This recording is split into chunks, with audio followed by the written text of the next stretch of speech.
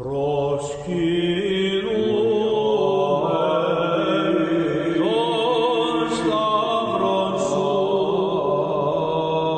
right, welcome back, and thank you for listening to the History of the Papacy, an Agora Podcast Network member. We are on Facebook and Twitter. If you have any questions, comments, or feedback, you can always send me an email to my email address, steve@a2zhistorypage.com. That's A-T-O-Z historypage.com. Today, I am very happy to be joined by Professor James Early for another week to discuss how Christianity was reintroduced to the British Isles. In the second part of our conversation, James shows us how Anglo Saxon Christianity was affected by a very unique individual named Theodore of Tarsus, Archbishop of Canterbury. I have to imagine you are saying the same thing I did when James suggested the topic of Theodore of Tarsus as the topic of a conversation. Why and how could a person of Tarsus, which is in the southeast corner of modern-day Turkey, make it from there to Rome to England in the middle of the 600s? This was the Dark Ages, for crying out loud. Well, James will walk us through Theodore's really incredible story. On another issue, the details are finally here for the Agora one-day conference, now known as the Intelligent Speech Conference 2019. This event will feature David Crowther of the History of England podcast, Mike Duncan of the History of Rome and Revolutions podcast, Kevin Stroud of the History of English podcasts, and many of your favorite Agora Podcast Network podcasters, including me. You and many more podcasters from outside of the network. I'm hearing whispers of people of many of my favorite podcasters, and I imagine there's some of yours as well. You will not want to miss out on this great event, sponsored by Flick. For more information and to register for the conference, you can go over to the website www.intelligentspeechconference.com. Now, I really appreciate you taking the time to listen, and I look forward to seeing you on our next stop on our trip through the history of the popes of Rome and Christian Church, and hopefully in New York City for the conference. I think it's going to be a blast. But now, let's go on to Theodore of Tarsus.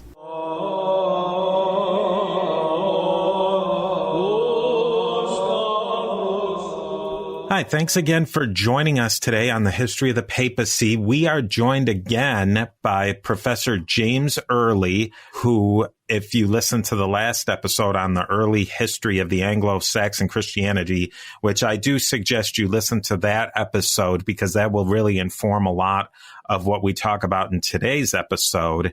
Professor James Early is an adjunct professor of history at San Jacinto College in Pasadena, Texas, which is near Houston. He's published one book and 2 scholarly articles. He also runs a blog and Facebook group called American History Fanatics. His main areas of research and interest include Eastern European history, the American Civil War, and the Cold War. But he's also done a lot of research on the early history of the Anglo-Saxon Church and Anglo-Saxon Christianity. He's done a lot of research on the person who we are going to talk about today, Theodore, Archbishop of Canterbury, who's a really fascinating character that I think, these are the type of people who aren't often discussed, but I like to bring them to a fore in this podcast and talk about them and learn more about them because they really are fascinating people. Professor Early, why don't we start by just maybe telling a little bit why you were fascinated about Theodore? Theodore is a fascinating character. One, I find him interesting because almost nobody's ever heard of him. Even if you go and let's say you went into a history fanatics group like mine or something, even if it wasn't American history fanatics, just a general history buffs group, and you said, how many of you have heard of Theodore of Tarsus? Probably maybe 10% would have heard of him. He had a huge impact on the English church, despite the fact that he's very little known today. But I think what makes me especially fascinating about him is that he was an Eastern Christian originally. Okay, I'm an Orthodox Christian, and so I'm attracted to stories of other Orthodox Christians. But he didn't just stay in the East. He grew up in Syria, probably spoke Greek as his native language. He was probably fluent or at least conversant in Syriac, and he fled, and he ended up going probably to Constantinople, studying for a while. And then after that, he works his way over to Rome and becomes a monk in Rome and learns Latin and becomes very good at Latin and very proficient in Western Christianity. And then he gets tapped to go to this far-off barbaric place called England. And so here's this basically a Greek, a Syro-Greek, if you will, who ends up leading the English church. He's the only Syrian and the only native Greek speaker that's ever been the head of the Church of England. And when I say Church of England, we have to be careful. It's not like the Church of England today. It's better to say the English church. But for all these things, I just find him really compelling and fascinating. And when we get into his life and work, I think it'll be even more apparent why he's so interesting. Yeah, I think that's what's really interesting about Theodore of Tarsus is maybe a few hundred years earlier, somebody being born in the Middle East and then winding up in the British Isles was not as a unusual affair. But when you're getting into the 600s, that's very unusual. Yes. Travel was tough. Travel was tough, and it just, that sort of communications was not happening. Let's just lay out a little bit about what was going on in the bigger scheme of things and a little bit about Theodore of Tarsus's early life. So we'll pick up where we left off in our last episode. I hope our listeners, if you haven't listened to our discussion on the very early history of the Anglo Saxon Church, please do that. This will make a little more sense. But if you don't, it'll still make some sense. So we left off around 667 or so, and the church was in crisis at that point. We saw how the influence of the Archbishop of Canterbury had declined. We saw how England was divided into several small kingdoms. There was not a unified England, and tended to be around 7 kingdoms usually. And the kings of these kingdoms, they all wanted their own bishops to be the most powerful. They wanted autonomy. They didn't want to submit to the Archbishop of Canterbury. He was seen as the Bishop of Kent more than the Bishop of all of England. And in addition to that, you had bubonic plague that had swept through the land. It claimed the lives of many monks, many priests, many bishops. And it didn't even spare the Archbishop. The Archbishop of Canterbury himself, who was named Deus Dedit, he falls victim to the plague, and he dies soon after the Council of Whitby, which we discussed last time in 664. And it took a while for the kings of England to figure out what to do. How are we going to replace this fella? But finally, the kings of Northumbria and Kent, who were 2 of the most powerful kingdoms at the time, they picked a monk named Wighard, and they selected him. They said, "You're going to be the next Archbishop of Canterbury, and we're going to send you to Rome to be consecrated archbishop. We want this to be as official as possible." So Wighard travels to Rome, and the Pope at the time, who was named Vitalian, he consecrates him as the new Archbishop of Canterbury. Everything's good. He's about to go back and take his seat as the Archbishop in Canterbury, but he dies. So the plague doesn't spare even the highest in the church. Now, the Pope would have understood that in order for the English church to avoid total collapse, it needed strong, effective leadership, and it needed it soon. What was he going to do? The Pope could have sent a letter to the rulers of the various English kingdoms and said, pick another guy and send him down. I'm sorry, but your first choice died. But communication, as you mentioned earlier, was very slow at these times, and there's no guarantee that the letter would even reach its destination. And even if it did, it would take many more months for another potential archbishop to arrive in Rome. And that was assuming that the Anglo-Saxon kings could quickly agree on who to select. And of course, that was not likely. How are they going to come to a quick decision when it took them 3 years the last time? So the Pope makes a command decision. He decides, I'm just going to take matters into my own hand. I'm going to do something that had not been done since the days of Pope Gregory, which was 70 years earlier, and he appoints an archbishop himself. All right, so Vitalian looks around and he tries to find somebody who would be a good archbishop to the English. He offers the position initially to a man named Hadrian, who was a scholarly abbot of a southern Italian monastery. He had impeccable qualifications, saintly man, older man, experienced, scholarly, but Hadrian declines. He says, well, I'm unworthy for such an exalted position. he recommended another monk named Andrew. And Andrew also was offered the position, and Andrew declines it, saying, I'm sorry, I'm just not healthy enough to do it. So Vitalian, by this time, is like, oh, I can't get anybody. Come on, somebody. Anyone? But he urges Hadrian again. He says, come on, Hadrian, you got to do this. But the humble abbot just says, no, I will not do it. But then Hadrian recommended a Syrian monk. He said, there's this guy from the East. He's Greek. He may be a little weird, but he's been in Rome for a long time. His name is Theodore. Why don't you select him? He lived in a monastery near Rome. He was also very scholarly. And according to the Venerable Bede, Theodore, quote, was learned in both sacred and secular literature, in Greek and in Latin, of proved integrity, and of the venerable age of 66. Now, 66 is not young today, but back then it was like being 100 today. I mean, that was very old, way past your prime, way past the average life expectancy. And given that Theodore was an elderly man and a native of the Greek-speaking East, which the Latins never really fully trusted, Theodore was an unlikely candidate for the key position, the head of the English church. But Pope Vitalian was in a hurry, and he really had no good reason to not appoint Theodore. So on the condition that Hadrian go with Theodore to make sure that the archbishop, and I love this quote, Steve, the Pope tells Hadrian, make sure that he does not introduce any Greek customs which conflicted with the teachings of the true faith. so, keep him in line, Hadrian. None of this weird Greek stuff, okay?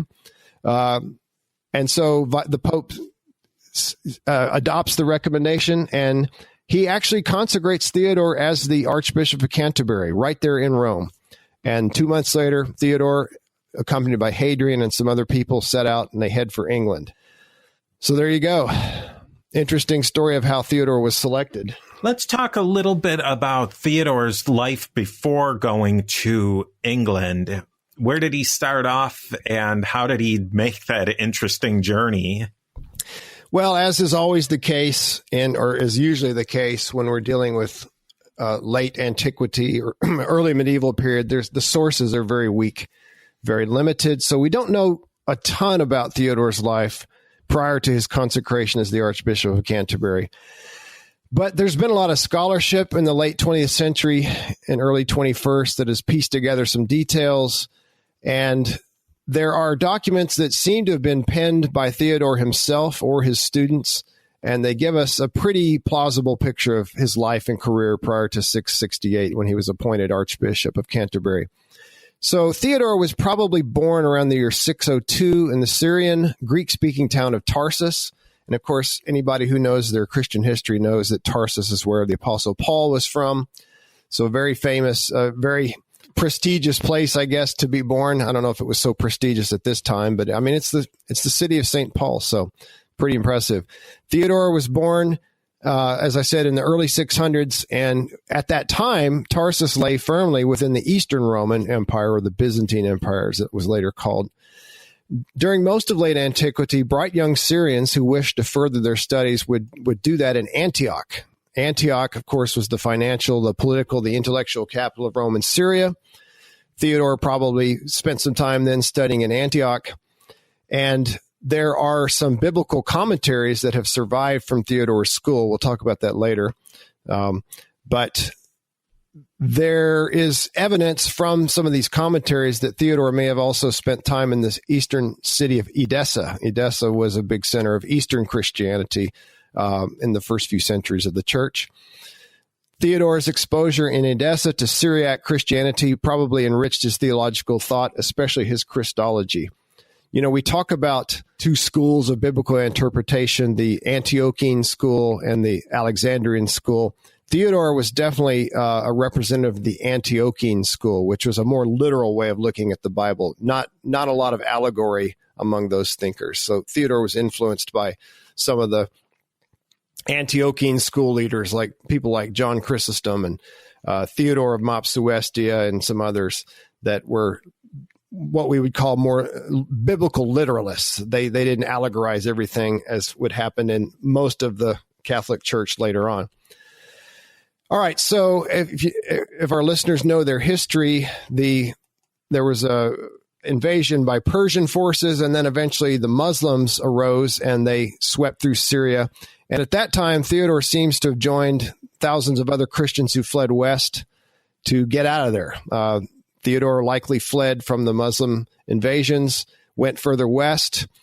He might have gone to Athens. There's a letter by Pope Zacharias, in a letter written in 748 to the English missionary Boniface, that hints that Theodore might have gone to Athens, but it's not conclusive. But more recent scholars think that Theodore probably went to Constantinople. This is based on some comments made by Bede and by some of Theodore's disciples. So again, Theodore probably, after he left Tarsus, ends up in Constantinople. And at that time, Constantinople was experiencing a cultural and intellectual revival under the patronage of the Emperor Heraclius. And so while he was there, Theodore would have studied many disciplines, including biblical exegesis, theology, literature, rhetoric, the sciences, and even medicine. So he probably became kind of a jack of all trades there. But whether or not he studied in Athens or, as is more likely, Constantinople, these studies in the Greek world would bear a lasting imprint on his thought that would in turn impact the Anglo Saxon church. Now, he's going to move on further west. We don't know why. We don't exactly know what prompted him to do this, but Theodore, we do know, made his way to Rome. When he chose to relocate to Rome is unknown, but it's almost certain that he was there by 649. And he seems to have settled in an Eastern Rite monastery near the city of Rome. As with many other details of Theodore's life, the exact monastery where he lived is uncertain. But according to one scholar, it's probably a monastery that was called Aqua Salvius, or the Saving Waters. This later became known as the monastery of St. Anastasius the Persian.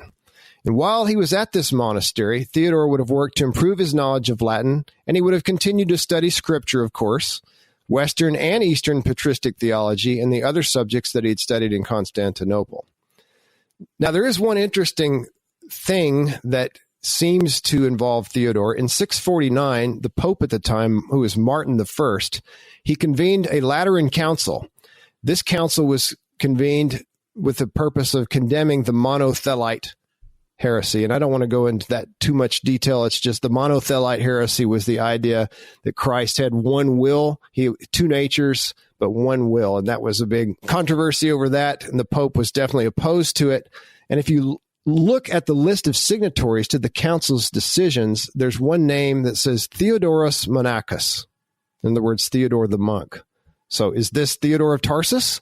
We can't be sure, but it seems pretty likely. Together with, Theodore's expertise in Greek patristic theology, he probably would have been very helpful in helping the Pope and some of the Roman bishops and the Italian bishops to, what are these weird Greeks talking about? Can you read this Greek document and explain it to us? Theodore would have been critical in that, I think. He probably helped craft the statement. So Theodore's work with the Lateran Council must have solidified his reputation in the Roman Church as a brilliant scholar who had a firm grasp of both the Western and Eastern Christian theological traditions, and it would have qualified him and given him a reputation as a man who was very well suited to teach a nation of relatively new converts to the Christian faith. How much do you know about, would Theodore have left Tarsus because of the expansion of Islam, or because that's pretty close to more or less of that his time, or we just don't know? Oh, I think that's definitely probably the reason he left. Thousands of Christians fled the region that we now call the Middle East, Syria, and what is now Lebanon and other areas. A lot of Christians fled to get out of there so they could go back to the West and practice their Christianity more freely without having Muslim overlords. So it's completely conceivable, and I would say even likely, that Theodore was among those refugees. Let's talk about Theodore and how he gets to England, and then what are some of the things, the major reforms that he does there? So he left in 668 from Rome with a bunch of companions, and he traveled. Of course, he would have gone probably partly on horse, partly on foot through northern Italy, and he went through Gaul, or the Frankish kingdom. He probably stopped along the way and met up with some of the Frankish bishops. He finally arrives in Canterbury on May 27th, 669, 1 year after he left Rome. I have to say this too. The man was 66 years old, which at the time, as we said earlier, was very, very ancient. Yeah. It was a very elderly man. They must have thought, this guy is going to be a caretaker. He's going to do well, but he can't last that long. He's 66, for crying out loud. Some of the other archbishops of Canterbury didn't even live that long. But anyway, they're going to have a surprise on their hands. All right. So Bede writes that the archbishop soon visited every part of the island occupied by the English peoples and received a ready welcome and hearing everywhere. So that's probably a little bit of an exaggeration, but it seems like he was well received. He found a church that was growing rapidly in numbers, but it was in need of structural reforms. As we saw, England, again, bears repeating, is divided into several small kingdoms, and each one of the kings wants their bishop to be the top dog. They want more power and prestige for their own bishop. They don't necessarily want to submit to a single bishop in southeastern England, in Kent, or Canterbury is the city. So the church was really a mess. It wasn't organized very well. It was divided into 6 bishoprics. And only Kent had 2 of those. East Anglia and Northumbria had only 1 each. So you have these really large bishoprics. You had this idea of one kingdom, one bishopric. And of course, that's not going to work very well when you're getting more and more converts to Christianity, and the number of churches is growing, and the number of monasteries is growing, and the number of believers is growing. One bishop just can't handle all the Christians in an entire kingdom, even if it is a small kingdom. And even though I said there were 6 bishoprics, but only 2 of them actually had a bishop leading them. It's kind of nice to actually have someone there, taking care of the church.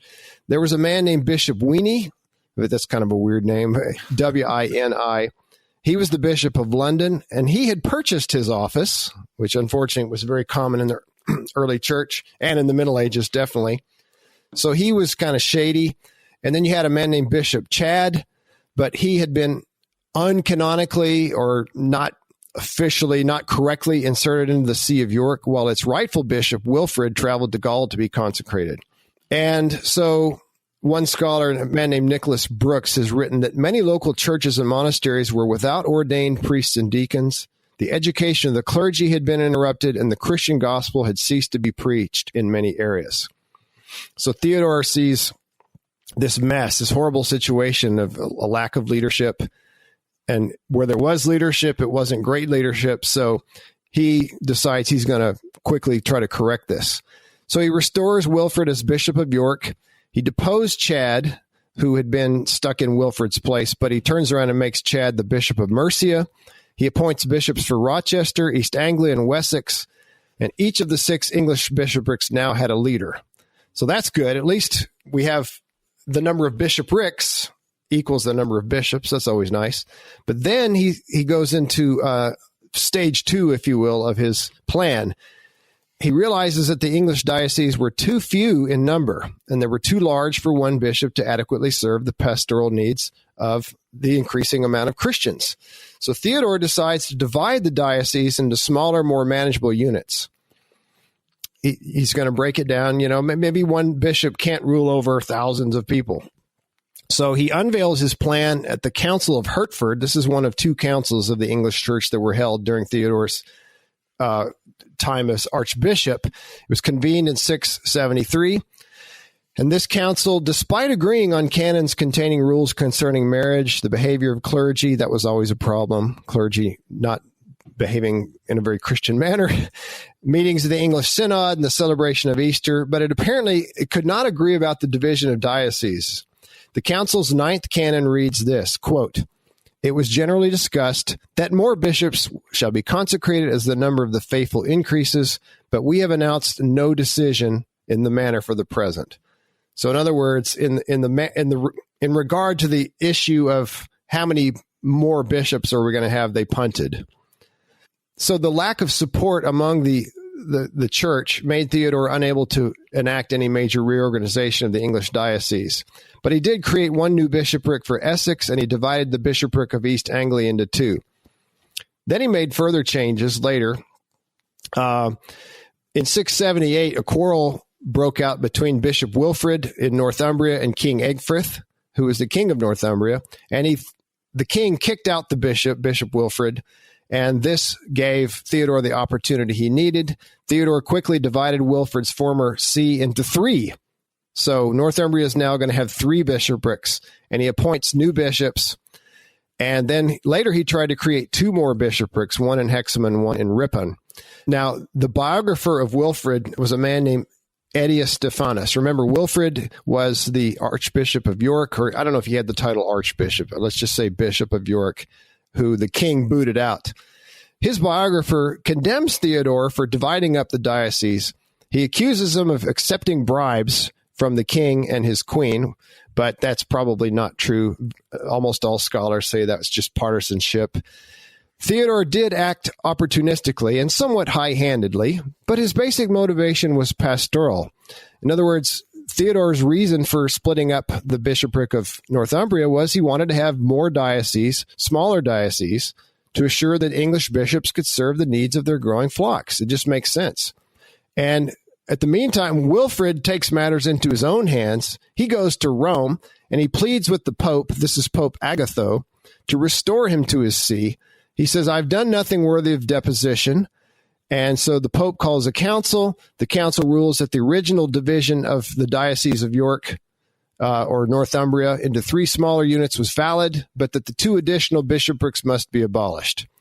And Wilfrid is reestablished as Bishop of York. So in other words, the Pope says, we'll support some of what Theodore did, but not all of it. You're not going to have 5 dioceses, but you can have 3.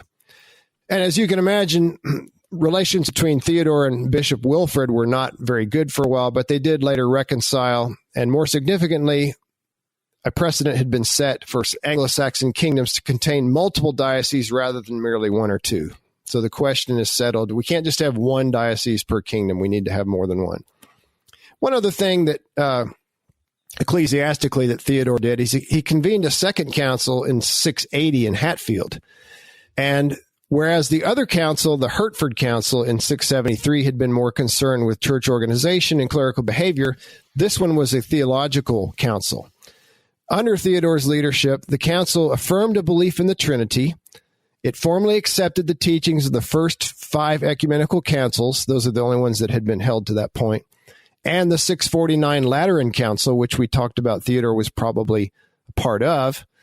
And it also responded to the monothelite controversy, condemning that monothelite heresy. And it may have been Theodore responding to charges of heterodoxy raised by Wilfrid, but we don't know that for sure. But anyway, so it's a theological one where the English church essentially, to sum up, they say we're on board with Rome and we agree everything that Rome teaches. The last 10 years of Theodore's archiepiscopate proved to be relatively uneventful, except for the creation of a few more additional bishoprics. So he's continuing to multiply the number of bishops and bishoprics. By the time of his death in 690, at the age of 88, very impressive, the See of Canterbury had been reestablished as the leading bishopric in England. So Canterbury had reestablished control over the church in England. And the church had a much more effective structure, much better leadership, and its orthodoxy and communion with Rome were unquestionable. Somebody who was probably meant to be a placeholder. Yeah, he went in there and really cleaned up and organized, and to use a cliche, he brought the English church into the 8th century. He made it much more in line with the way Christianity was being practiced and organized in the rest of the Roman world, or Roman world, if you will, the Roman Catholic world, we'll say. Now, Theodore also made some changes as a teacher and a scholar. He changed that whole mindset of the English church, or tried to reform it. What did he do in those areas? He set up a school in Canterbury to educate English clergy. As we mentioned earlier, one of the problems, this is an ongoing problem throughout the history of the church, is that you have priests that don't know what the heck they're doing. They can't say the Latin Mass. They're running around having concubines, and there's all kinds of problems with clergy. So Theodore is trying to correct that. According to Bede, Theodore and his friend Hadrian quote, attracted a large number of students into whose mind they poured the waters of wholesome knowledge day by day. In addition to instructing them in the Holy Scriptures, they also taught their pupils poetry, astronomy, and the calculation of the church calendar, which we talked about earlier. It's very complicated. And this school, so the school that Theodore and Hadrian created was not just to teaching Bible and theology, but they taught Latin learning, Latin literature, astronomy, all kinds of stuff. It was almost like a university long before you had universities. It was an informal school, informal university. It was very effective, obviously. 60 years after the school's founding, when Bede wrote the ecclesiastical history, Bede says, quote, some of their students still alive today are as proficient in Latin and Greek as in their native tongue. So that's pretty good. These students, these young men that Theodore and Hadrian taught, were really good at Latin and really good at Greek, which was kind of a new thing for the English church. Greek had not been a major concern until this point. In fact, so well did Theodore and Hadrian's students know Greek that Aetius Stephanus, the biographer of Wilfrid that I mentioned earlier, he complained one time that a group of representatives of Theodore's successor, Archbishop Bertwald, went on business in Rome. They spoke Greek among themselves. So this guy's saying, man, these are English people and they're speaking Greek. Come on. But Theodore and Hadrian's students included many future bishops and abbots, including figures that they're not famous to the average person, but they're pretty big cheeses in English church history. John of Beverley, who would be the Bishop of Hexham and of York, Octfor, the Bishop of Worcester, Tobias, Bishop of Rochester, Albinus, who succeeded Hadrian as the head of the school, and even Bertwald, the next Archbishop of Canterbury. So even Theodore's own successor was trained by Theodore and Hadrian. Hadrian really ran the school. He was the kind of the schoolmaster, and Theodore taught there, but of course Theodore's main job was to run the church.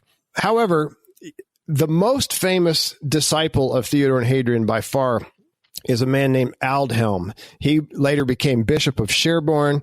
He was also a great Anglo-Latin writer. He was an Anglo Saxon who became so good at Latin that he composed some of the most complicated Latin poetry ever written. Latin becomes so well known by the Anglo Saxons that eventually they develop a reputation of being the greatest Latin scholars in all of Europe. You know, so much so that later Charlemagne, when he wants someone to set up his school system, who does he get? Not a Roman. He gets an Anglo-Saxon, a man named Alcuin of York, but that's much later than this. John Blair, the historian I mentioned earlier, this is what he had to say about the Canterbury School's impact. He said, the creative meeting of Roman and insular cultures, combined with patronage on a huge scale, empowered an exceptional group of individuals and enabled some of the greatest intellectual and artistic achievements of the 7th and 8th century Western Europe to occur among the recently barbarian, illiterate English. So what Theodore did and Hadrian by starting this school is simply amazing. Here you have people that are, just a century earlier or so, their ancestors had been sitting around throwing bones at each other, and chopping each other's heads off. Now they're sitting around studying Latin and Greek. They're writing Latin poetry. They're studying astronomy. They become the greatest scholars in all of Europe. So that's pretty darn impressive, don't you think?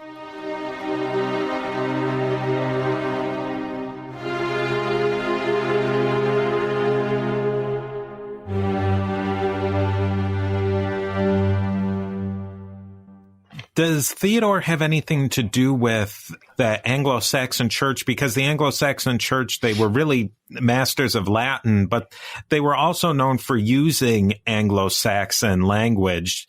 Did he foster that at all, or was that a different innovation? We really don't know, because all of the documentary evidence always talks about his use of Latin and Greek. But, all these guys that they trained, they would have gone back to their parishes, their parish assignments or their bishoprics, and they would have spoken Anglo-Saxon. I mean, these are Anglo-Saxon guys. That's their native tongue. And when they preached, they would use Anglo-Saxon. There's no doubt that there was some Anglo-Saxon, probably, I don't know about scholarship, but at least some training going on there. One of the things I want to mention is that Theodore was not just a great teacher, but he was a theologian and a biblical scholar in his own right. And this really hasn't been known very well or appreciated until pretty recently. I'm saying like around 1950-ish or so. Until the mid-20th century, scholars believed that none of Theodore's writings, nor those of his disciples, except for Aldhelm, had survived. As late as 1970, one Cambridge scholar wrote that the lack of surviving books of Theodore's age, whether imported or written in Canterbury itself, is awful. He was just saying it's terrible that we don't have anything left from Theodore.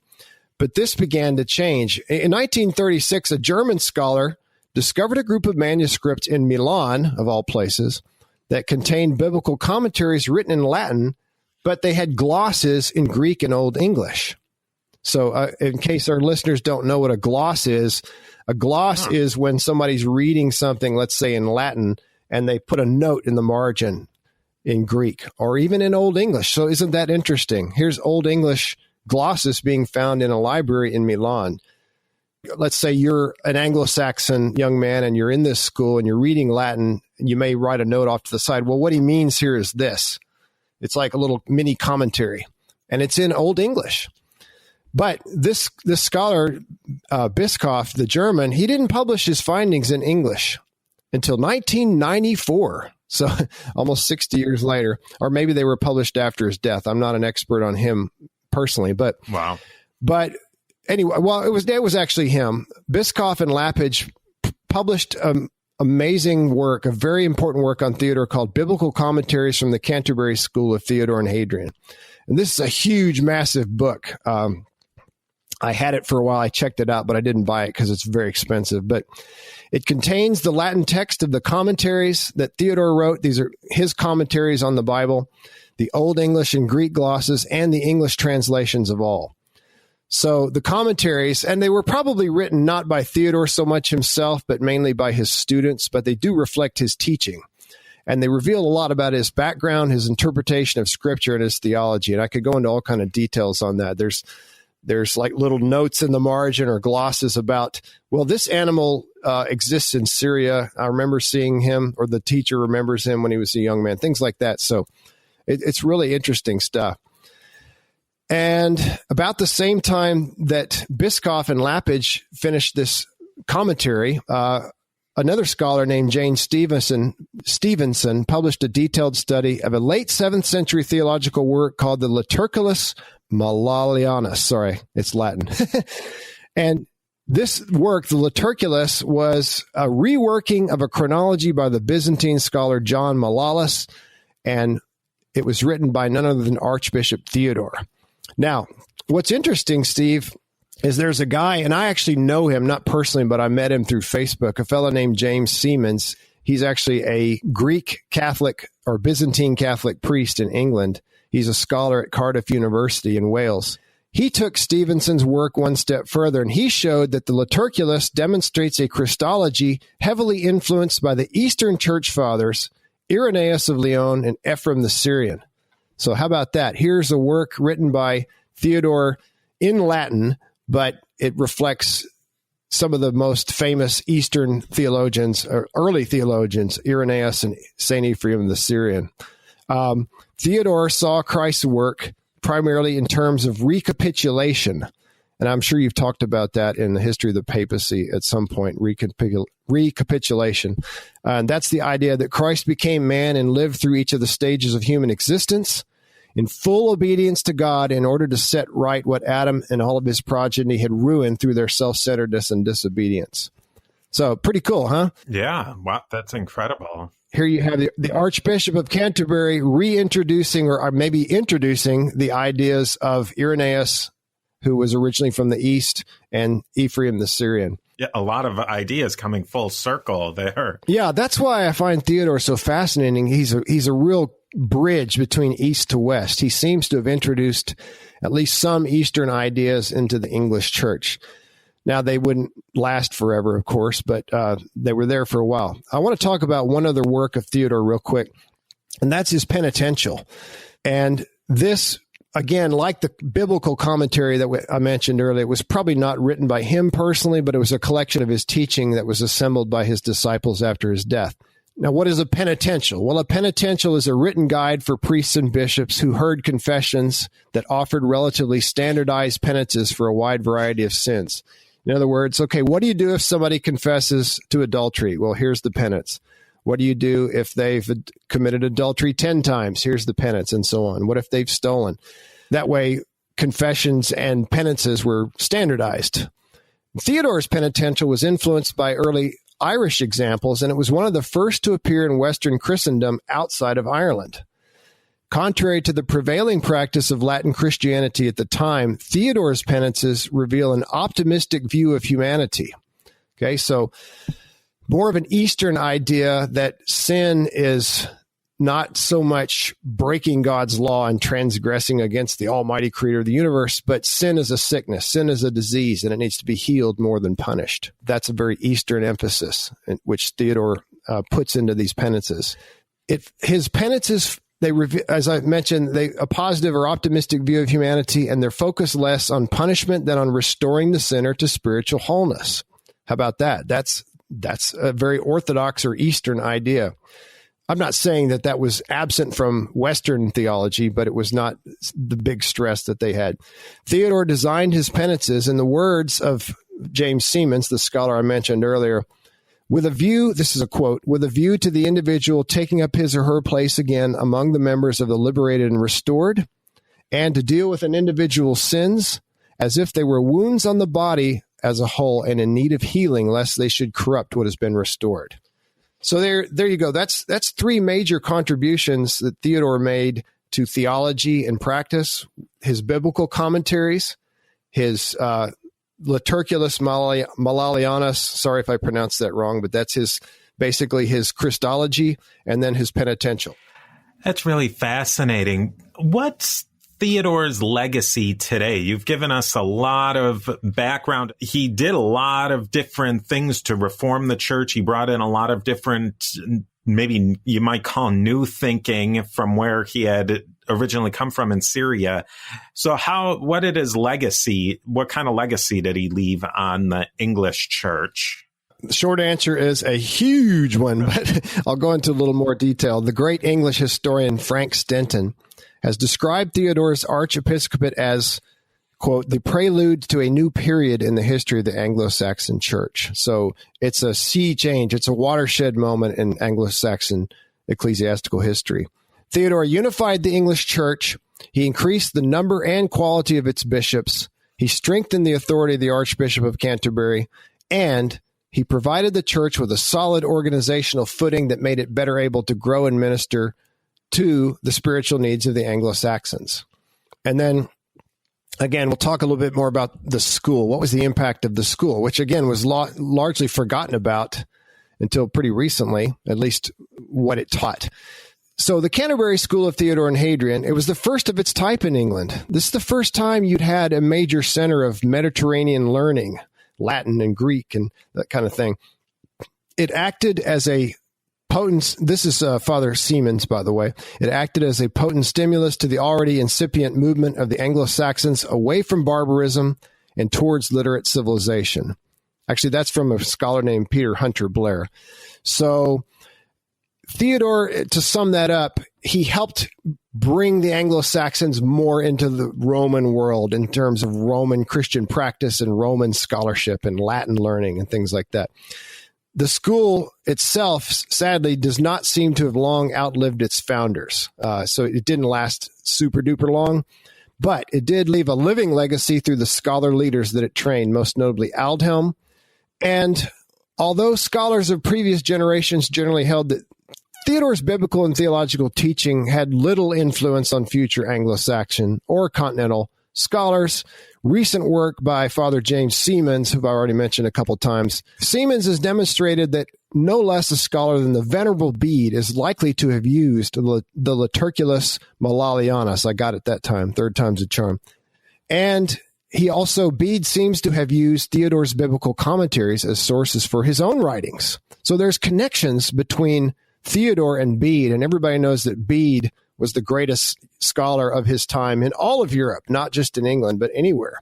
Bede was amazing. He wrote so much stuff that I don't think you could read it all in your lifetime. But perhaps none of Theodore's teachings had as great an impact as those that came to be preserved in his penitential. His penitential became highly popular and widespread throughout the Western Church, and it became, in the words of one scholar, the standard form for such a work in the Western Church for centuries afterward. So Theodore's penitential was not just, it became the standard not just in England, but all throughout Western Europe. So in summary, I think we can say that there was no Archbishop of Canterbury during the early Anglo-Saxon period that was more effective or more influential than Theodore. Considering all that the Syrian Archbishop of Canterbury, that is Theodore, did for his church and his nation, it's no wonder that Bede would later write of Theodore's time that, quote, "Never had there been such happy times as these since the English settled in Britain." That is just really an amazing story from beginning to end. So much history tied together, so much geography that was not connected at that time. He made so many connections and influenced Western Christianity, which was really just in its cradle at this point, what would become what you would call medieval Christianity. Oh, absolutely. This is long before Charlemagne, and this is, it's what, 100 years, almost 100 years before Charlemagne or so, and it's before Alfred. It's before a lot of the main key figures in Western Christian history. Would you say that he even influenced beyond medieval Christianity? I don't know about that, because I think other than maybe with the penitentials, the penitentials later tended to get much stricter. And I think that a different type of Roman Christianity develops in the West. I kind of have a theory that the Roman Church became Germanized, if you will. Mm-hmm. I think, because we know that, the Franks, they were originally Germans. They were Germanic peoples. Charlemagne was German. The Visigoths were Germans. The Ostrogoths, the Lombards, all these people that ended up taking over in Western Europe were from a Germanic background. And I personally think they really altered Roman theology and Roman practice. But that would take a lifetime to prove, that's a different story for a different day. I've seen plenty of evidence. That would take a whole series on this podcast. But I know, like, one Orthodox scholar, Father John Romanides, wrote on this. But so I think the kind of Christianity that Theodore brought and that Bede practiced eventually gets replaced by kind of a different flavor of Christianity that's brought in late, especially after the Norman conquest of 1066. I don't know. It's just a tougher, harsher type of Christianity, in my opinion. But that's just me. No, it's not just me, but a lot of people think that. But that's my opinion. How do you think that Theodore gets lost to time? Well, it's because the writings we saw, they disappeared for the longest time. Here's this commentary with glosses in Greek and even in Anglo Saxon, and it's buried in a library in Milan for several hundred years. That just happens, we all the time. I shouldn't say all the time, but every once in a while you read about somebody discovering a new manuscript in a monastery that was under 10 layers of dust. And oh, wow, this is cool. There's a new manuscript, or things get buried and people forget about them. And I think too, that once the Normans took over England, and to me, completely changed the nature of the country and the church, there wasn't this desire for continuity with the previous people, the Anglo-Saxons. The Anglo-Saxons were not cool for the longest time, so a lot of people just didn't care about what they had to say, I think, except for maybe Bede. Well, James, I know that you're known as an American history man, but I think we're going to have to drag you back into early church history, because no, I'm just kidding. We're dragging you back because I've learned so much from these two conversations, and I definitely want to hear more. We'll see what we can do. We're going to have you put down biographies of James K. Polk and other presidents, and pick up more early church books. Church fanatics. I've certainly studied it a lot, although I'm pretty rusty, but we'll see what we can do. If people do want to learn more about some of your American history fanaticism, so to speak, where can we learn about that? Probably the best thing to do would be to go to Facebook and search for the group called American History Fanatics, and there you'll find myself and about 1,100 other people that just love the history of the United States and America in general. And we'd love to have you. We have lots of fun stuff we do. We do quizzes. We do alternate history scenarios. Sometimes we do contests and we do polls, and a lot of it's just really cool articles that people post. So yeah, I recommend that everybody check it out. I think we have the start of the early church fanatics. And I want to thank you so much for coming on, James. And I definitely hope to have you on the history of the papacy again. All right. Thanks, Steve. Take care. You too.